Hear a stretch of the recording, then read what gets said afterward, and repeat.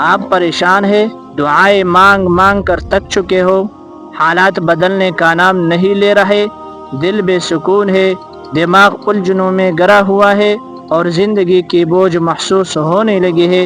ایسے میں اگر آپ سے کہا جائے کہ قرآن کریم میں ایک ایسی صورت موجود ہے جو انسان کو مایوسی سے نکال کر اللہ پر بھروسہ کرنا سکھاتی ہے، تو کیا آپ اسے جاننا نہیں چاہیں گے؟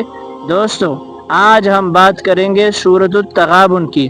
یہ صرف ایک سورت نہیں بلکہ پریشان دلوں کے لیے امید کا پیغام ہے، بے سکون روحوں کے لیے سکون کا خزانہ اور اللہ پر توکل کا ایک عظیم سبق ہے۔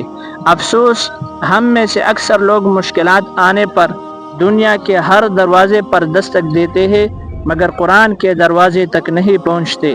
ہم لوگوں سے امید لگاتے ہیں مگر اس رب پر مکمل بھروسہ نہیں کرتے جس کے ایک حکم سے ناممکن بھی ممکن ہو جاتا ہے۔ کتنی بڑی خوش نصیبی ہے اگر دل اللہ سے جڑ جائے تو حالات چاہے جیسے بھی ہو، انسان اندر سے مضبوط ہو جاتا ہے۔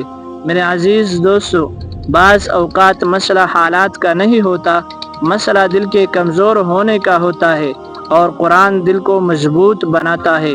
جب آپ سورۃ التغابن کی تلاوت کرتے ہیں تو آپ کو احساس ہوتا ہے کہ میرا رب ہر چیز پر قادر ہے، وہ بند راستے کو کھول سکتا ہے، وہ ناممکن کو ممکن بنا سکتا ہے۔ اس لیے اگر آپ کسی پریشانی، آزمائش یا بے سکونی کا شکار ہے تو آج سے سورۃ التغابن کے ساتھ اپنا تعلق مضبوط کر لیجئے۔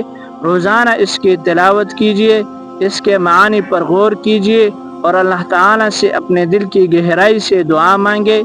شاید آپ کی قبولیت کا وقت ہو، شاید آپ کے غم ختم ہونے والے ہو، شاید آپ کی زندگی میں رحمت کا دروازہ کھلنے والا ہو، اور شاید یہی صورت آپ کے لیے ہدایت، سکون اور کامیابی کا ذریعہ بن جائے۔ یاد رکھیے، اگر آپ چاہتے ہیں کہ میرا کام جلد سے جلد ہو جائے، میرا مشکل جلد سے جلد حل ہو جائے، میری حاجت پوری ہو جائے، میرے مریض کو شفا مل جائے، تو اس سورت کو صبح بھی پڑھنا ہے اور اس سورت کو عشاء بھی پڑھنی ہے، رات کو بھی پڑھنی ہے۔ انشاءاللہ العزیز اللہ آپ کا حامی و ناصر رہے گا۔